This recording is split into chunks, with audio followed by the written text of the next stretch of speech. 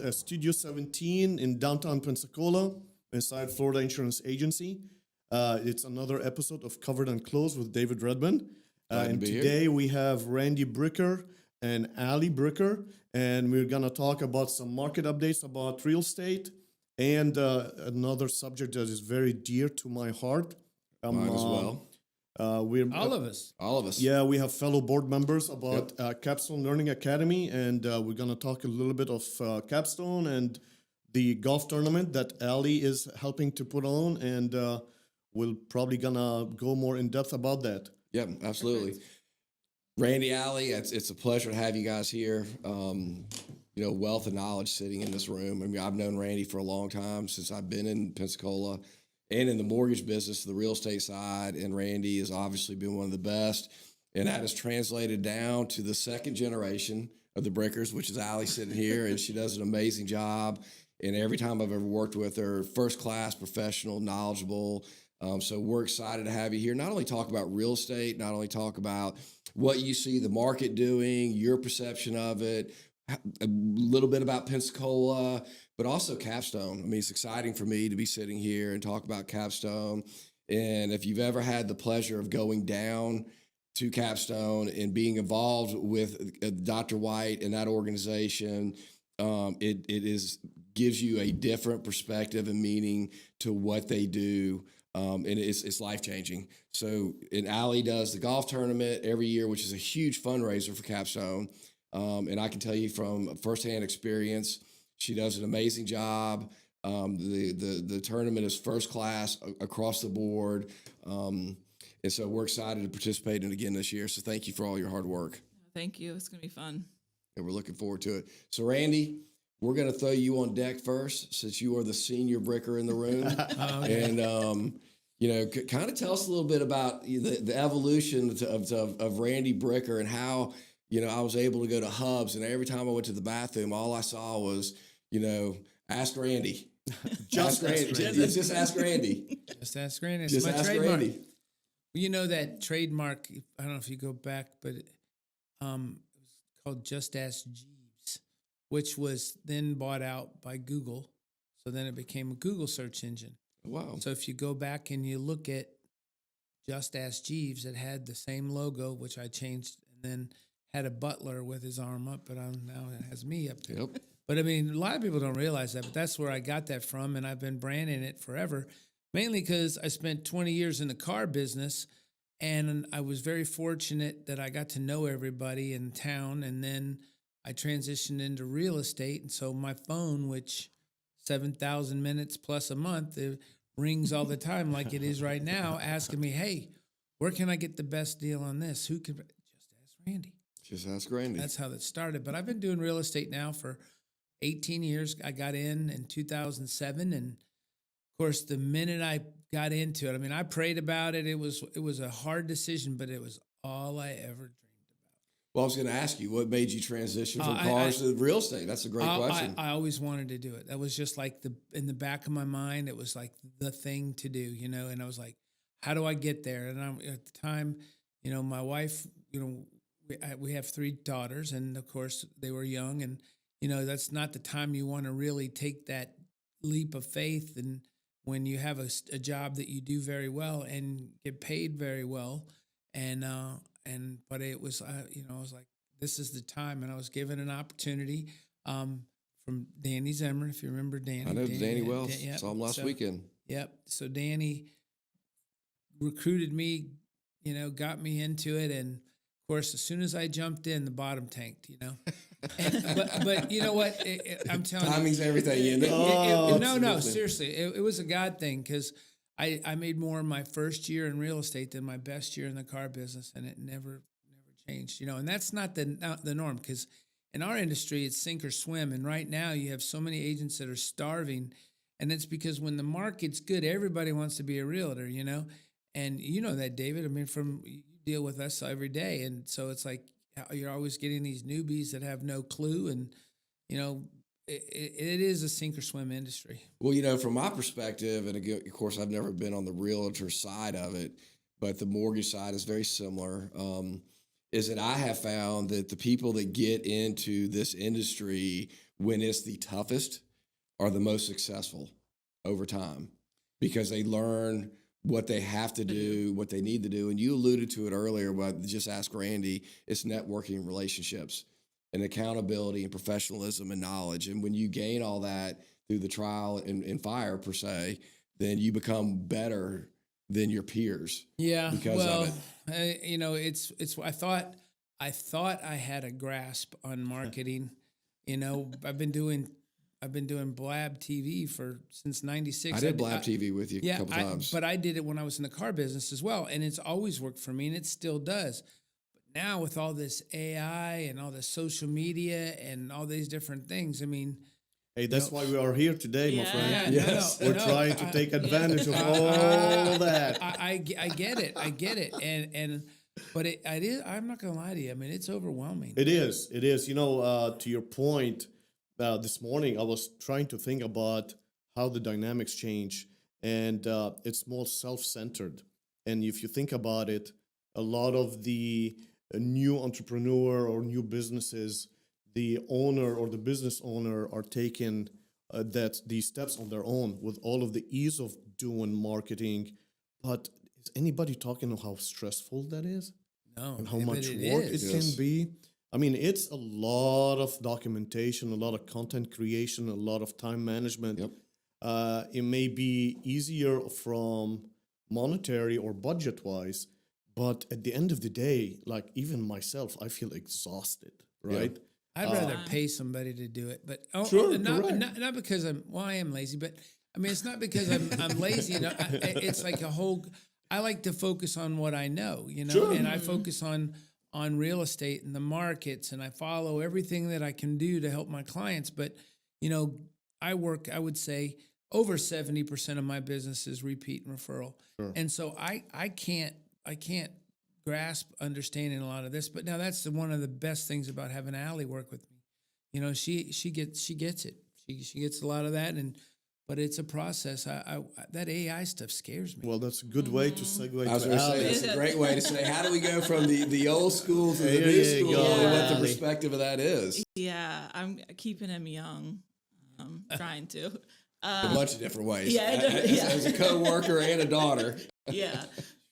No, it's been good. I am so grateful for working with him because I don't think I would be where I am without him. Being able to have a mentor in this business is very important. Yep. And so I'm very grateful for that.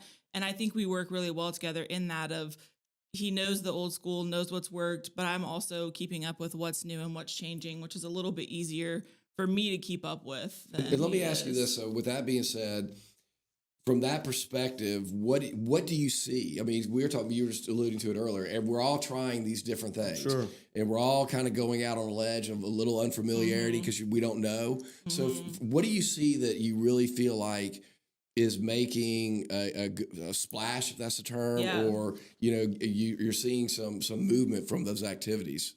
I mean, obviously social media is going to be like number one because that's what people are scrolling on their phones. Doesn't matter when. But video and like podcasting like this, showing the video, I mean, we're seeing, the views that you get on that versus just a still photo is insane. Wow. And you're getting reshares. You know, anytime someone reshares something, that's opening your market to so many other people on that. I mean, even one more share from someone random is bringing you thousands more people and views on it. So that's what a lot of people I think don't realize too, getting it started is, you know, they're like, well, my video only got, 10 likes. Okay, maybe you're starting out, but did you see how many views it got? Because people are scrolling and not necessarily liking it, but that's still an interaction that your video is getting. Yeah. So, I mean, talking about old school, Yeah. we all used to do it old school. I did billboards. I did talking phone book. I did yellow Here's phone my book. business card. Yeah, we did TV ads, which we still do. We did bus benches. We've done it all. Bathroom signs, You're still doing that, and you still get calls. indoor billboards. Sure. TVs, some people had an idea to put a TV inside the DMVs or certain businesses. We've done it all. Ultimately, it's right now we're adapting to the new generation, right? We're trying to go after people our age and younger that we're all basically glued onto our phone. And that's in a way, if you look on the cost of acquisition of a view, is way cheaper than any other venue that you go after. Well, yeah, and I was going to ask Allie, that's a great point, is like, you know, do you follow the analytics? Do you go in and say, okay, here's my cost to produce, here's my views, here's my likes, here's my interaction, you know, the most that your, you know, response from something you're doing, do you track that? Yeah, I don't do it as much as I probably should, but I do. And it is amazing to see, like, because I do follow his costs of a lot of things, of what he has paid for and, you know, things like that. And it's amazing on, basically a view versus, you know, something in a stall or something on a billboard, how many views you're getting versus what you pay for social media, your view. I mean, it's a fraction of the cost, but you're getting people to see it. You know, the other thing too, is we're sitting here talking and I'm thinking through some of the conversation is, I know both of you are very involved. We talked about Capstone, obviously, but you're also involved in a ton of things within Pensacola organizations, boards. So how do you feel like those two things kind of bridge that over? So do you feel like because of the interaction, because of the name, because of all the people you know, and they see your content, that makes them more apt to go out and look at that content? 100%. I think it helps because you're not a robot. You're not just showing your business. When on my social media, I'm showing my real everyday life, what I'm doing with my family, what I'm doing with my friends, what I'm doing with volunteering in the community. It's more of a genuine interaction to see, and it shows that you're a real person and they want to do business with a real person. I agree with that. I'm a little different in the aspect that That's the beauty about it. That's the beauty about it. well, no, I'm not like, you know, I use my social media to promote my clients' properties, but I'm not the guy that comes back and says, hey, I just sold this. I've never been one to brag about my numbers, or I kind of keep myself low key. The numbers all speak for themselves at the end. But when it comes to charities and organizations and stuff like that, I mean, I love giving my time and giving back to them and you know, creating, you know, an awareness for whatever the circumstance is. But my deal is if it's, you know, if it's putting food on somebody's table or clothes on their back or a roof over their head, some way improving them, that's the areas that I like to focus on. And most of those times you don't get the kind of clientele that you deal with on an everyday basis. So I'm not going after that kind of, you know, I'm not going after the operas and all those type of. No, but to go in and say, I'm going to do the right thing, right? I'm going to be part of an organization to help make a difference, to change somebody's life, and then the relationships you get from that, you know, to me are more meaningful than anything else you're doing. No doubt. Sowing seeds is important, but, you know, from a biblical standpoint, it specifically states that you don't want to let your left hand know what your right hand's doing. So for you to go on social media and say, hey, I just donated $1,000 to this cause, or I did that, I'm not in it for that kind of thing. Again, I think as a community, as people, anything that you can give back, it's very important because we have a lot of takers, and that's the problem that we're dealing with today. Camaraderie doesn't exist like it used to. You know, you look at people's friendships, your circle of friends, those types of things, they're not the same like they used to. You know, you just have to, the loyalty aspect of almost anything is not like it used to be because everybody is so fast paced and I want to get mine. And, you know, you don't realize you walk over people, you stumble through people. There's a lot of different aspects on how you look at what you do outside of your job. But, you know, I guess it's because I'm getting older. That, you know, I mean, I just turned 60 and I'm telling you, it's a weird. Well, happy birthday. It's a weird ride, man, compared to, it's a weird ride. When you hit 50, it's like, okay, you know, it's all right. No big deal. You know, you don't think about it. 60 snuck up on me like you wouldn't believe. And it's like, oh my gosh, you know? So I'm starting to find that I want to make a difference. But I'm taking more of a step back. I don't act as fast as I did before, if that makes any sense. No, it does. And I think you made a great point. I don't know if we want to tie that into, you know, what Allie was referring to earlier with the social media and all that, but it is certainly society-wise, I don't feel like we are as loyal. We don't have the same friend groups. We don't have some of those things you alluded to. It is always about the shiny light on me, what I did. Let me show you how great I am. And at the end of the day, that's not what life's about. Life is about, Correct. I mean, when you do something really good for somebody, you know, I've told this to my children forever and ever. I mean, you give a gift to somebody because you want to give them the gift. You don't do it for their response. You don't do it for a reaction. And so it's called a servant's heart. Well, you know, God gives us all gifts, and there's all different angles that you can look at it. But being a giver is also a gift, and that's one of the things that people, you know, need to do more of. And like I said, loyalty, man, loyalty is so important today. And you just, you know, I think that especially in our industry where we're commission salespeople, you know, if we don't sell, we don't eat. But if I do you a good job and I find you a deal in a house, and you know, my thing is when it comes time to sell it, I want you to call me back, you know, or if you have friends, I want you to refer me because that's how I make a living. Yeah. But, you know, I don't expect it if I didn't do the job that we're talking about, you know, so, but if you don't ask for it, you're not going to get it. And that's the shame, because you never used to have to think about asking for it. You know, first of all, the best insurance agent on the planet is sitting right here at the table with us. 100%. No, I agree with that as well. And 20 years I've called this guy and I've never I'm been just telling disappointed you, ever.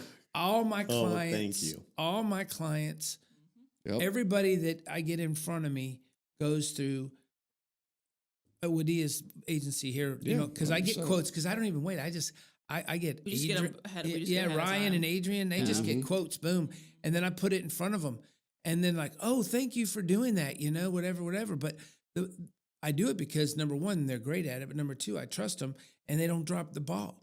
But you know, it's like we all have my pest control. I use the same pest control.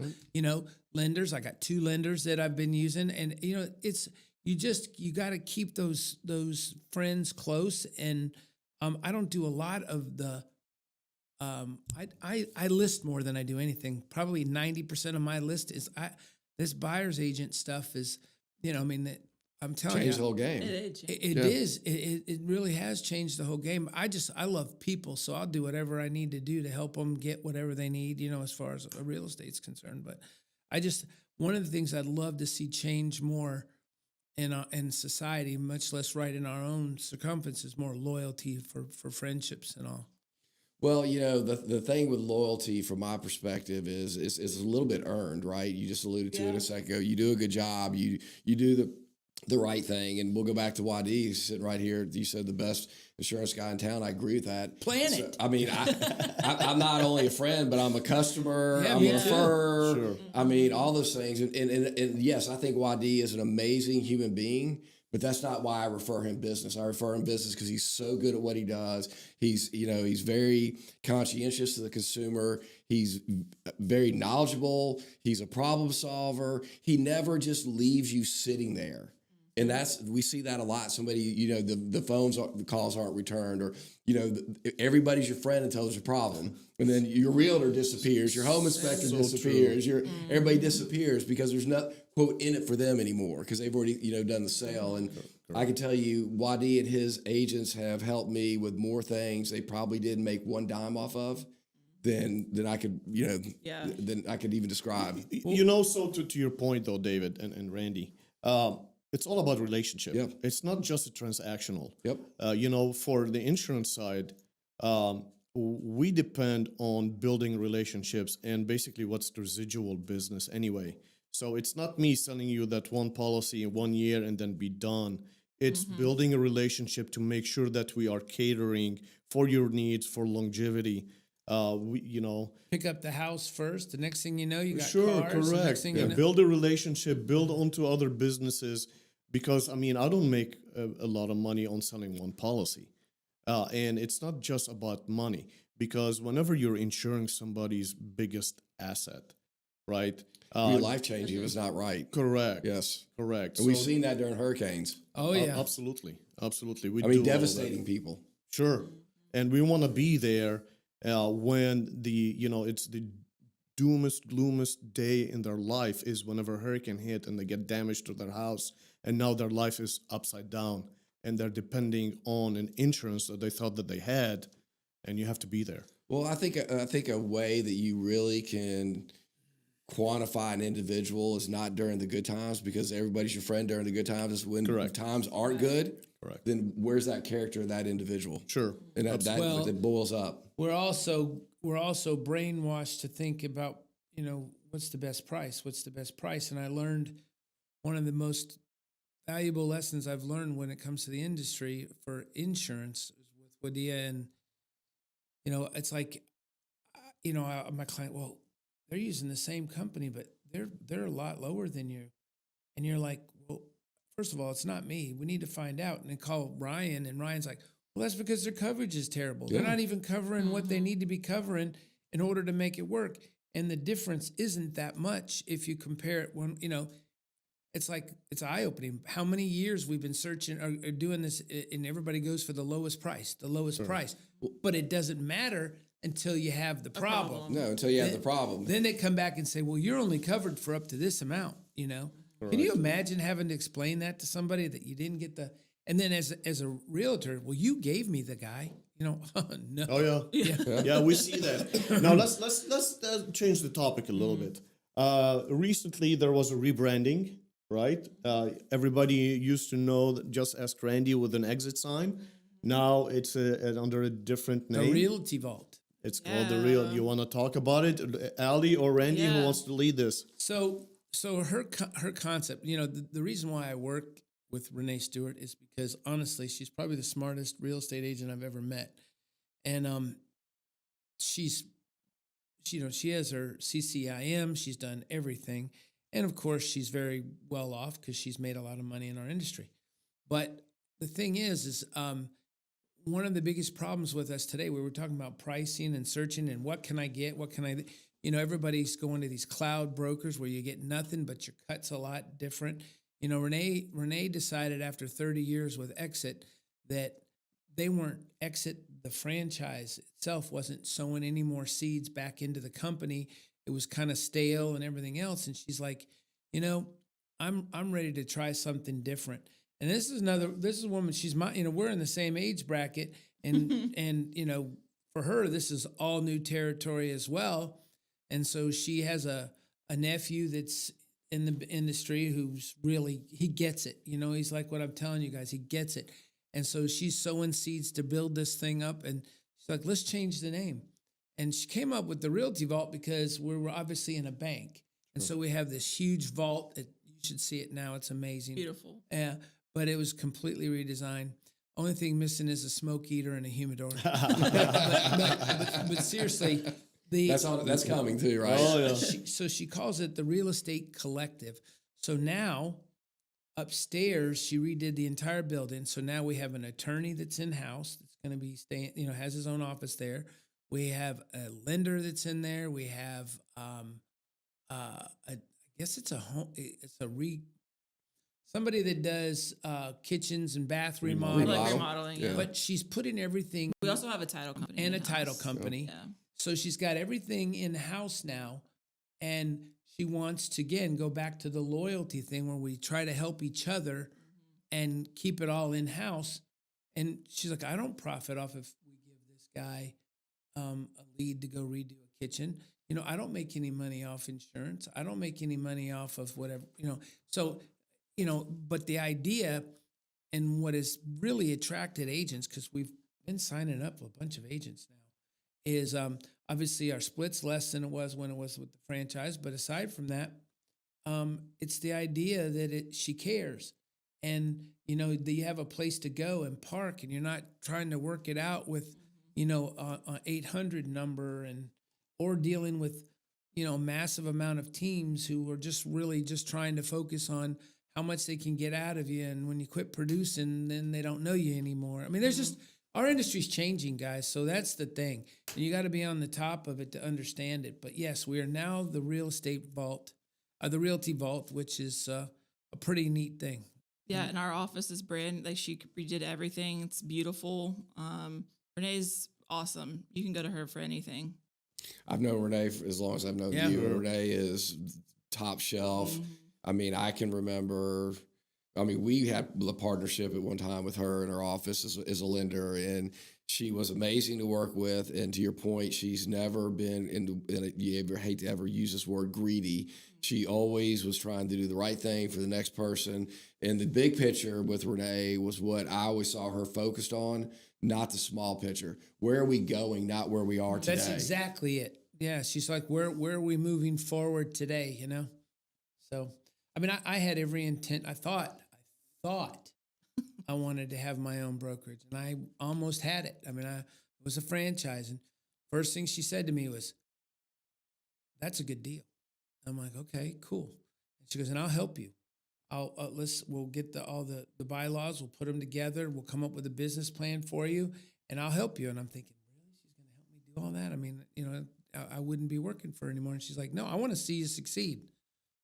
But she knows me better than anybody. And the first thing she said is, "I didn't realize you wanted to quit selling." And I'm like, "Well, I don't want to quit selling." Randy, there's no way you're going to be able to sell real estate if you open up your own brokerage.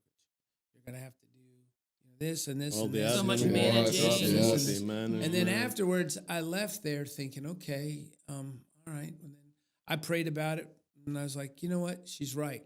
I mean, I got it made. She takes care of me, and I mean, honestly, I'm so glad I didn't do that.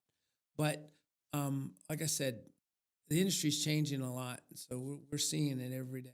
Oh, yeah, 100%. Allie, do you want to talk a little bit about Capstone? When is the tournament Yeah. and all of that? Yeah, we're getting excited. It's coming up on April 3rd. It's Friday. It's going to be at Scenic Hills. We're going to do our normal like shotgun start. We're going to serve lunch to everybody. We're going to have some fun vendors out on the holes, which is always a good time. Circle K's our big sponsor Circle this K year. is our platinum sponsor, nice. which is awesome. Yeah, and they're calling all their vendors. I mean, it's going to be a good one. Yeah. Of course, you guys are both sponsors already. Yeah. But yeah, no, it's going to be great. I think we are what 2 months out. Mm-hmm. Yeah, And we need teams. We need sponsorships. We're almost sold out of teams. We're over 20. We probably have 10 teams left. Mm-hmm. So yeah, we need teams. We need T signs. If you can't play but would like to support, that Yeah. would be great. And if you want to support in a way of, we need things for the Diddy bags. We need auction items. We always do a silent auction. We're going to do a big green egg giveaway like we normally do, a raffle. And that's always a good time. But we have fun things out on each of the holes too. So for the golfers, there'll be, cocktails. We have bamboo willies. They'll do Slurpees on it. Bamboo Willie's never is missed always one. the They hit don't- of I know. every It's tournament. so good. Hey, listen, always the Robert's best. never missed one of my tournaments ever. Well, I can tell you, whenever people stop at the Bamboo Willie hole, Yeah. and then you see them 3 holes later, you can tell they've been there. Yeah, it's Their always game had improved. Yeah. there's always it always funnels up right there. But So how many years has this tournament been, Randy? so this is our 15th year, I think, for the tournament. 15 years. Wow. Yeah, I had started doing it originally for Special Olympics, but we transitioned it over to Capstone because Capstone, with a lot of the same, clients are, but the biggest thing that we're trying to get done now is an awareness for our charity. Obviously, with the economy and with the insurance costs and then them cutting back Budgets. on Medicaid and Medicare, our tenants, our clients, we have over 200 clients that we serve every day, not counting. It's probably more than that because of the kids in the schools and all. But we have 2 schools, one in Milton, one in Pensacola. Group homes. Full-time living yeah. facility. And then we have Day programs. day programs at the big center, and then we have a tech center on Fairfield. And I mean, we touch a lot, and we go from kids, infants with Down syndrome, babies that were just born, all the way up to Grown adults. Well, yeah, I mean, we have a group home. We have these group homes that we give these people a place to live. If it wasn't for us, they would be in a nursing home staring at a brick wall. Yeah, they would never get out. They have their own. They have a life, but it's hard. Well, not only that, and I don't mean to interrupt you, but not only they have a life, but we have been part of the Christmas event with them. Oh yeah, And what you do for them is life changing for them. By the way, excuse me. with And their Gina, family and their parents. your wife exactly. has been a big influence on that though for all the and your kids too. All the kids And came the up kids, there. yeah, So they love seeing those people. But you know, we are not a glamorous charity, and that's been our biggest thing. And one of the things I'd like to really touch on is, you know, our president and CEO, Dr. Sherry White, has been there since the Amazing beginning. lady, by the way. And, you know, I don't know of another charity in town, any charity in town that can say that their administrative cost is less than 10%. We're running on a 9 point something administrative cost. What that means is for every dollar that we raise, less than 10 cents of it goes to keep the profit, to keep the properties up and take care of, you know, just for an everyday operation. And you start looking at these, you know, American Cancer Societies and the heart associations and all these others, they're all running on, you know, 25, 30, 40% administrative costs. They hire somebody local to come in, and all their job is to double their salary, and they start them out at $100,000. And, you know, it's like, it's crazy. None of the money stays local with the exception of paying for that person's salary. Every dollar we raise stays local right here. And our biggest heroes of all are the employees, because every one of them could go somewhere else and make more money, but they stay there because they know that they're doing the right thing, and they love the clients, and it's just one of those things. But we're struggling, and it's events like this that make up some of the gap, because when Medicaid cuts and Medicare cuts, these people don't have the money. We have to fund the difference. No resources. Zero. So we have to refund the differences. So that's what's so important to us. And I appreciate you letting us talk about that golf tournament, because it's a big event for us, that and our wine dinner. And so, yeah. Yeah, and if anyone ever wants to see more or know more of what Capstone does, we do like have a tour. You know, if you want to come, seriously, because you got to see it. Us telling you about it, I don't think. I mean, we try to get you to know what we're talking about, but you won't ever know truly what someone volunteering in the monetary donation will do till you see it yourself. You have to go see it. Oh, I can attest to that. Yeah, I can too. I can attest to that, especially when I was elected to be on the board for Capstone, and I did the tour with Dr. White.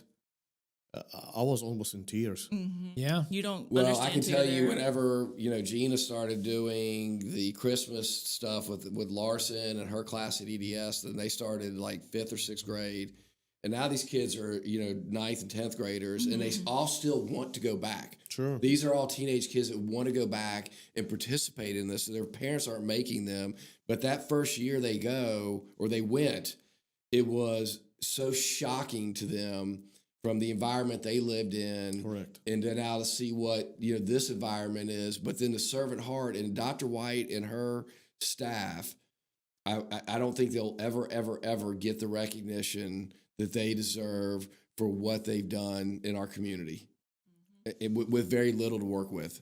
Honestly, I think I was talking to Randy earlier. We're probably gonna invite Dr. White and try. I would love to have her up here. Yeah, to do a podcast only about Capstone. We may bring back in the administrator, have her in here with her. Maybe Sure, really yeah. talk it up, and chat it Absolutely, up, 100%. and talk That would about be great. stories and talk about things that you've seen firsthand and what the impact's been. Yeah. I mean, it's not. I mean, we got Randy right here, but one of the guys that lives there is named Randy, and we go in there, and he has the shoes and the guitar, and I mean, he lights up like a Christmas tree. We walk in there, it's just amazing. Oh, the high fives. I mean, it's I tell you what, I can be having a horrible day, day, and I find myself, I'll just show up, and they're like, "What are you up to?" And I said, "Not much, just wanted to walk through." When I leave there, I ain't got a care in the world. Nothing. Not Zero. a care in the world, Nope. I've been on their board now for, I'm on 14 years. And, Wow. And, and I'm looking forward for another 14, as long as they'll have me. I mean, I honestly don't know of a better organization to sow, into. And so. Let's jump back to the real estate side. Yeah. We're almost at 35 minutes. I know you're short on time. I would like to hear your outlook on the local market.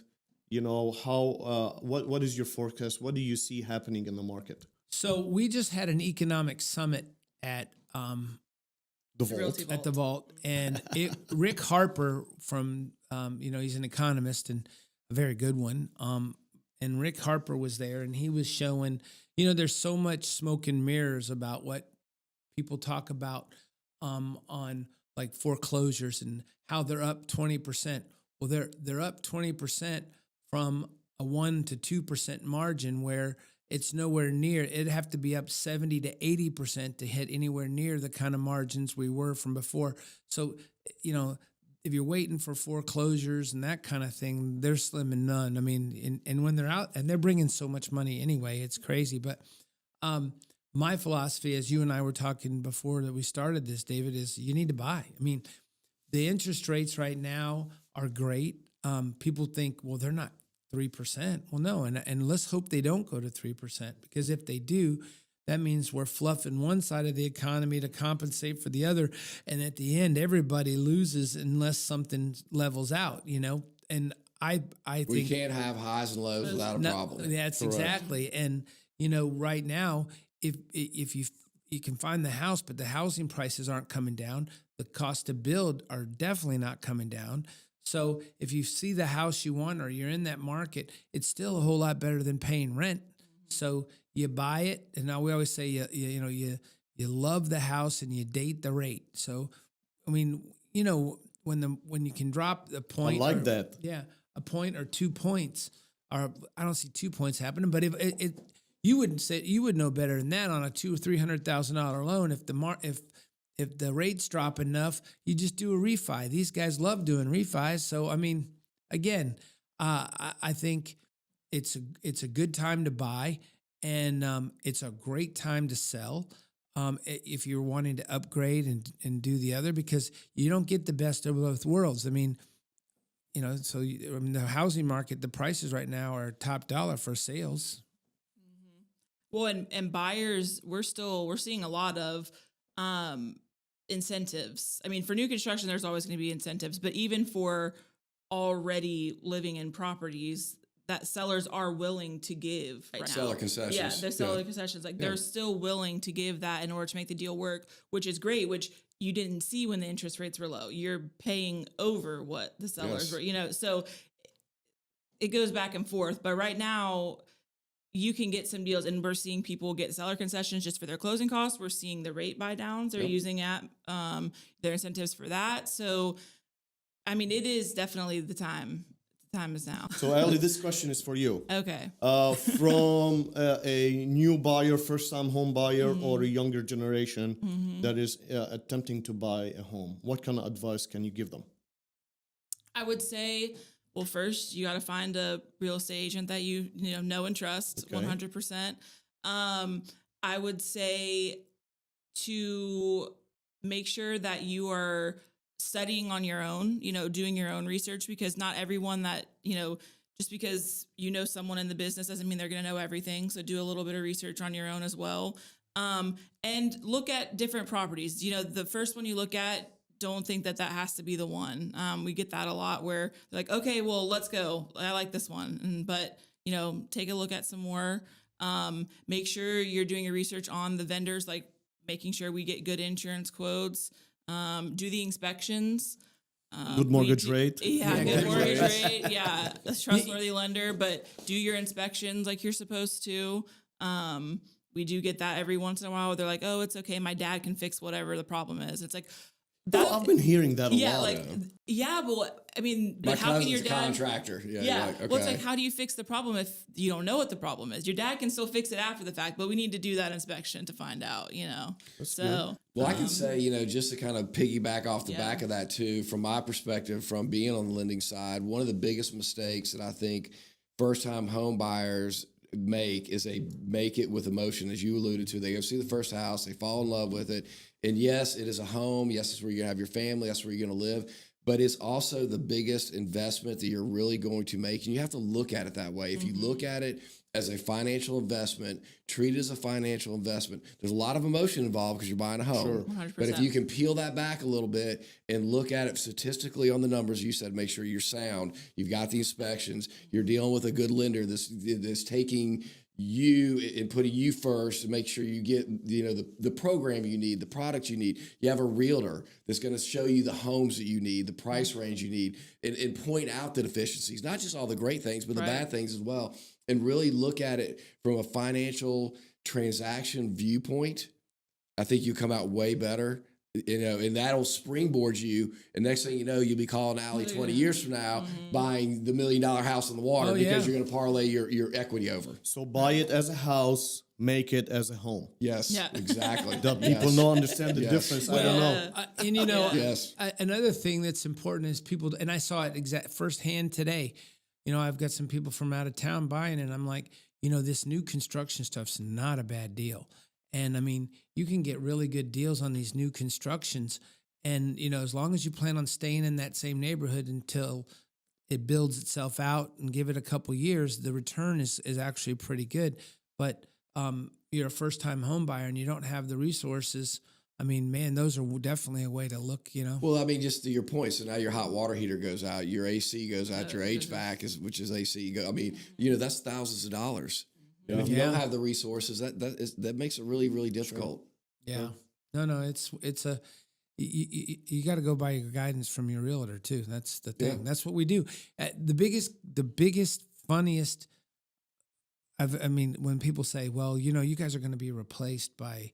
AI and you're not going to. I'm going to tell you I hear the same thing in my industry. That's never going to happen. All of us. Yeah, I can tell you, you're not going to find anybody on AI that's going to go and meet and open up the house, or going to find you the resources that you need. And we earn ours. And at the end of the day, if you factor in the frustration, the time, and the effort, and then more than 50, it's more like 65% of the time they sold the property for less than what it should have sold for, and we would have made the difference up, including what our commissions are, and you would have had no frustration or no headaches. So that's a big scam too. All right, well, we are almost at the conclusion of this episode. Any last minute thought? Anybody wants to share anything? David? Well, I can tell you, not only do we have probably two of the most talented real estate agents in our both counties sitting in here, and then we put that with the Capstone and just all the different things that these two touch in our community. I've thoroughly enjoyed the last 30, 40 minutes. Well, I appreciate you inviting us. This was a great time. Yeah. Absolutely. Yeah, this was great. Thank you. Thank you guys for your time. Yep. Thank you.